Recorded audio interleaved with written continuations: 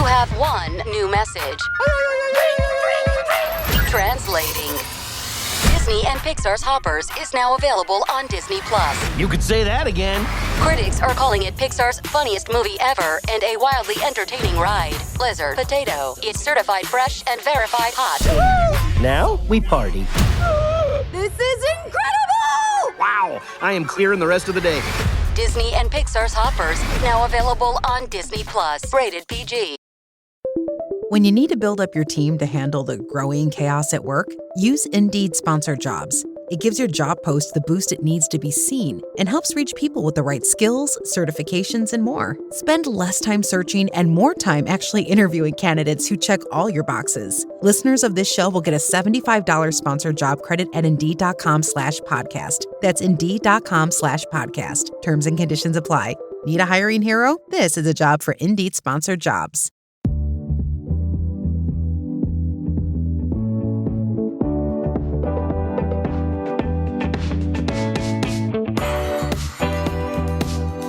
Hello, everyone. Welcome to another episode of Tuned Into Tennis. I'm your host, Myles David, back again to bring you some of the most colorful tennis commentary that you can find on the internet. If I sound stuffy, please don't judge me too harshly, as I've had a case of the summer allergies and sinuses attacked me the last couple of days, and I'm fighting for my ability to breathe normally, okay? Today's episode is a short but oh so sweet one, as I had the opportunity to speak to one of my favorite WTA players from the 90s and 2000s, the Hall of Famer herself, Lindsay Davenport. I interviewed her while she was in Paris broadcasting the 2025 Roland Garros tournament for TNT, and I was able to do so thanks to a great connect over at TNT, so special shout out to them for helping me out. We spoke about midway through the second week of the event, so some of the conversation doesn't include the absolutely incredible stuff that happened over championship weekend, but don't worry, I'm already working on some content to keep you covered on that front. Lindsay was such a great chat. We covered topics in both women's and men's tennis, so please let me know what you think about the interview, and also be on the lookout for the text form of our chat, as it'll be released very soon over at Serve on Sports Illustrated. Without further ado, here's my chat with three-time major champion, Lindsay Davenport. Hello, everyone. Myles David here, contributing writer for Serve on Sports Illustrated. And it's such an honor for me to be chatting with one of the downright legends in tennis for the first time.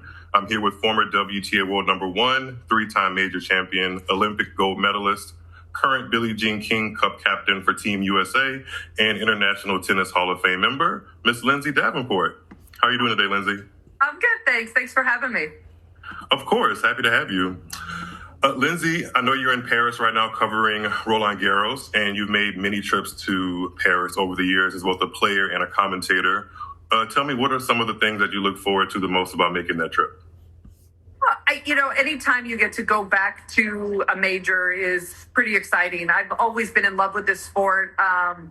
I've always acknowledged it's pretty much given me my whole life. So something to focus on when I was little, and certainly my family now. So I still get the goosebumps when I walk through the gates at majors. This one was the toughest for me to play at.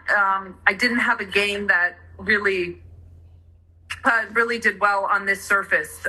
Being from California, I also never really learned how to move on it. So this one presented the most challenges.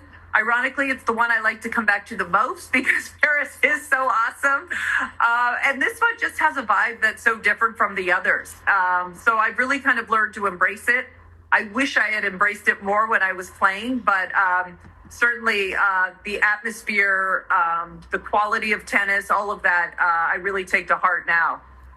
I think you have a pretty strong resume in Paris. I mean, you were the number one seed one year, 1996 doubles champion. I mean, hey, you got some hardware from the event. I struggled through a couple decent years. It was always, this was always the one that was like, oh man, it could go any which way out here in any match. Everybody has that one. Yeah. The coverage for fans at home watching Roland Garros has seen a major shift this year with the TNT Sports and Warner Brothers collab taking over the broadcast for the next decade. They've garnered a really passionate community of sports fans with some of their programming like other sports or in other sports like basketball. How are you feeling about tennis entering that space for fans, and what made you want to join the TNT team? it's been really exciting to be a part of this kind of new age of covering tennis and to be here with TNT. They've done a remarkable job here of trying to showcase this sport the best way that we can for back to the fans in the United States. It's been a fun group as well. I'm working with, not only my best friends of the sport, but the smartest people in the sport that can storytell, who can break down a match, who have personality. And we were really given free reign. Like we were told to be, exactly who we are, call it like we see it. So I think that's been kind of really fun to have a relaxed kind of broadcast, but also be able to be honest with what we're seeing, what we're feeling, and to see, kind of the new inventions that we're trying to come up with, some new cameras, some new show, like with the show, to try and be a little bit more relaxed and a little bit more conversational. I've really enjoyed being here. The people have been amazing. I'm really excited for the next few years as well. So am I. Speaking of that conversational piece, I know you've been a commentator for a while now, and you've worked with some really dynamic personalities in the booth during your career. Is there anyone that you've been new to working with on the TNT team that's really impressed you? Oh, that's interesting. My oldest, and I call him my work husband, is Jim Courier. So I'm happy to see Jim, but everybody knows Jim. I've been lucky to work with him for a while. This is my first time working with Mary Jo Fernandez, who's my best friend. We've always been on other networks, but Sloane Stephens has done a wonderful job here. She came in with just a little bit of TV experience. But you get some people that are just kind of natural when the camera starts rolling, and that's definitely Sloane. We keep encouraging her to, jump in the matches, but she's been great here. It's been fun to get to work with her and to be able to get to know her a little bit better. That's awesome. Visually, Roland Garros, I think, has really upgraded itself in the last few years with retractable roofs on multiple stadiums, night lights, and the designated evening sessions. But unfortunately, there's been an exclusion of women's matches in those primetime evening sessions for the past 2 years now. What do you personally make of that? And do you think it's sending a certain message across at all? I've been covering this tournament for a lot of years, and unfortunately, it's just kind of been the mindset of the tournament here that the men get to play in the more preferable slots, the ones that are seen more. Everyone's making, a big deal about the night session. I get that. I had a bigger argument, and it's starting to become more of a topic now with the women always being first, always first match on. There was not one day where the women were not first on Chatrier. Everybody knows that's the least attended match, probably the least viewed television-wise in all the markets, especially in the States, but also here in Europe. So I'd like to see, the women get a little bit more equal footing, for some of the later afternoon sessions. I think it was 4 times out of all these days that the women got to play third. That is another big time slot here in the third afternoon match. So hopefully, we can start to talk about a little bit of change and start to give the women their fair share. They've had some amazing matches as well. They always talk about length.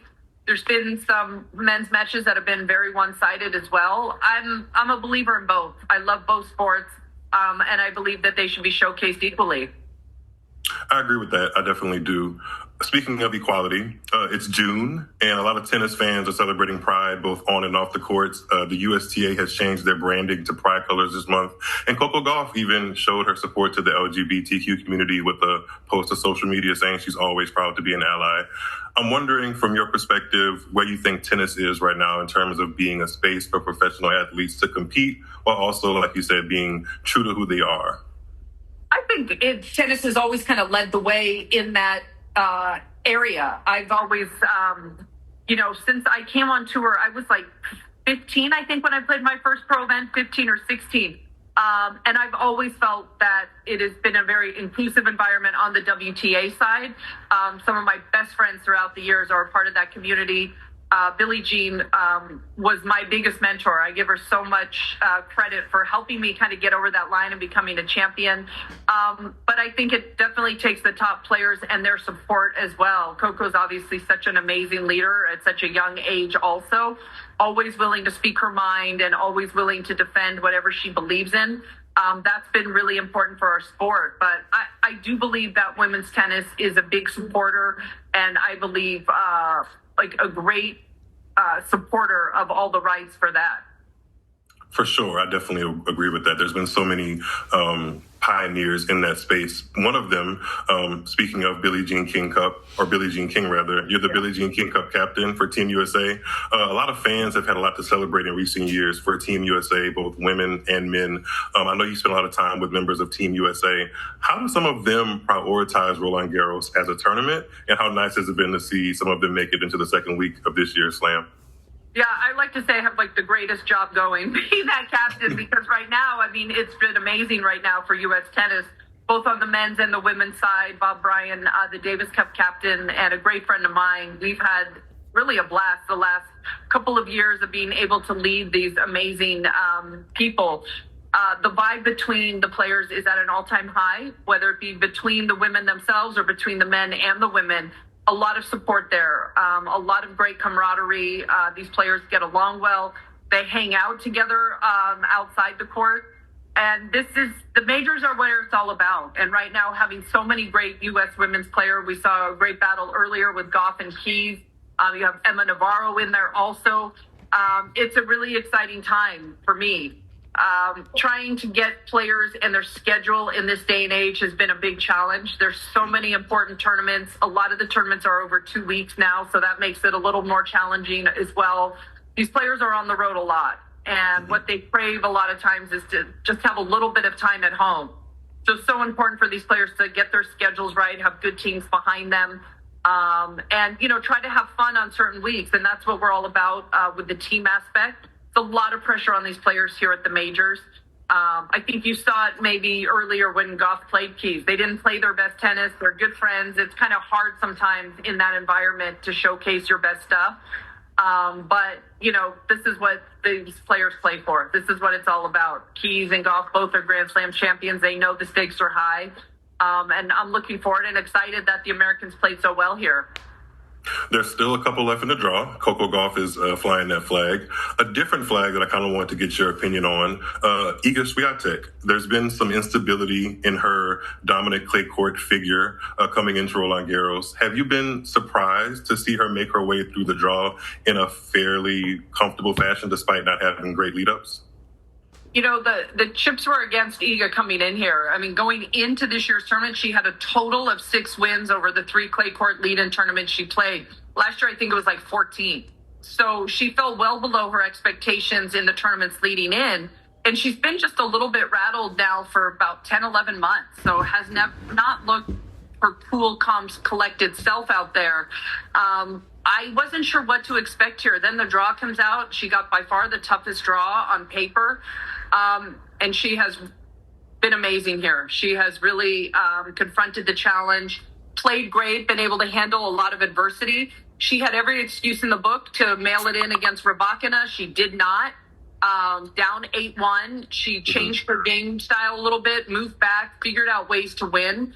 So I've been really impressed with her in how she's been able to problem solve here. Going for 4 in a row, there's a lot of pressure on her. No one's been able to do that, the women's side. So I give her a lot of credit for hanging in there and getting better as this tournament's gone on. Do you think there's something to be said for kind of rekindling the magic at a certain place that you've had prior success at? I think there was somebody that you played in your career that may have had a connection to a certain green place that comes to mind. Yeah, I think that is the case for players, for Venus at Wimbledon, but also for Swiatek here. I mean, when you've won 4 of the last 5 years, where you've had 1 loss, I just think that you feel like, this is my place. Someone still has to beat me here on my favorite court. When you're so successful at a tournament also, you spend the most amount of time on that court. You start to understand every single nook and cranny. You understand the wind patterns. You understand kind of everything that's going on out there. For players that don't get a lot of matches on those big courts, sometimes the matches come down to just a couple occasions. And the player that's most comfortable in that situation typically comes out ahead. And for Iga, this is her favorite court. I think part of the reason why her year started to turn last year was she didn't win the gold medal here. I think it was shocking to her to lose in the semis. Maybe didn't handle that loss so well. Olympics meant a lot to her. But I think it's given her that extra little pep in her step here at Roland Garros so far. Kind of keeping with Roland Garros, we've entered an era now that officially won't include Rafa Nadal, who's on the tournament. Novak Djokovic seems as he's a little bit closer to the end of his rope, playing pretty selectively. But then there's this whole host of young guns grappling to hoist big trophies led by Alcaraz and Sinner. Do you think the Grand Slams, maybe even particular Roland Garros, will have a little bit more room to be passed around by different names, or are we already seeing the beginning of a new era with the freshly dubbed new two in Alcaraz and Sinner? Yeah, I mean, I'm sure Sasha Zverev hoped that's the case and that there's some more to go around. I mean, he's been close a few times, has been able to pull through. But as looking at this tournament so far, it's hard to imagine a winner other than Sinner and Alcaraz. They have been so good throughout. We can't forget, obviously, Novak, who's played so well. It's just been different for Novak the last year, where injuries have really been a huge talking point. For a guy who seemed like an Iron Man, all of a sudden, Father Time hasn't caught up, had the knee operation last year after Roland Garros, had to withdraw in Australia with the hamstring. It just seems like the injuries are becoming more of a talking point for Novak. And, you know, when you play 3 out of 5 sets and you have to win 7 matches, you can't have your body breaking down. So it's tough to see Sinner Alcaraz not winning here, especially how they both played in their previous matches. But, you know, we'll see these last few days. Hard to bet against a 24-time Grand Slam champion as well. For sure. The last thing I wanted to think about, or ask you about rather, is the kind of mirroring of surfaces that are happening right now. Like, you know, back in the day, there used to only be like maybe 2 weeks between Roland Garros and Wimbledon. Do you think there's any connection between some of the players that we're seeing being successful and going deep in Roland Garros that we may see again in a couple of weeks go deep at Wimbledon because the surfaces aren't drastically different like they used to be? Yeah, I mean, it used to be clay court specialist, right? And then it used to be the fast court specialist at Wimbledon. And sometimes the players that won here, sometimes they didn't even show up at Wimbledon. You know, they're like, it's not going to happen. Now it's a little bit easier to transition between the two. They've slowed the grass down at Wimbledon. They added that extra week, so there's now 3 weeks in between Roland Garros and Wimbledon. It used to be 2. I think they're trying to get the players to be able to play better tennis at Wimbledon, to have the rallies be more exciting. But it's still grass, and it's still going to favor the player who is aggressive and serves well. We've seen, though, in the last 10, 15 years, players be able to make deep runs at both. That wasn't so much the case in the 90s. So a lot of credit to these players and their teams that are able to kind of reset in such a short amount of time and get ready for another major. For sure. Yeah, there's a lot to look forward to this summer, and I'm excited to watch it all, for sure. I think that concludes the questions I had for you. See, I told you it was short and sweet. Awesome. It was great talking with you. Please let me know if you ever have any more questions. I'm always kind of around. It was fun talking to you. Have fun in Paris. Thank you so much. Anytime. All right, guys, there you have it. That was my chat with the one, the only Miss Lindsay Davenport. I'm sure, matter of fact, I know 13-year-old Myles David is freaking out the fact that he can actually say he spoke to Lindsay Davenport. So that is cool. I hope you guys thought that the conversation was cool as well. Be on the lookout for more Roland Garros recap coverage and episodes as I try to get better. And also, as I try to just push out more content in general for you guys, be sure to follow Tuned Into Tennis across all socials: Twitter, Instagram, Facebook, YouTube. YouTube, we are dangerously close to getting to 1,000 subscribers. I mean, very dangerously close. So make sure you go over to YouTube and subscribe for more upcoming content if you haven't already. And just in general, keep kicking it with me. I really, really appreciate the feedback that I've been getting and the community that's been growing here at Tuned Into Tennis, and always appreciate the love that I get on socials and emails and stuff like that. So I really appreciate you guys rocking with me, and I will catch you on the next episode. Until next time, be good, be well, and enjoy some tennis.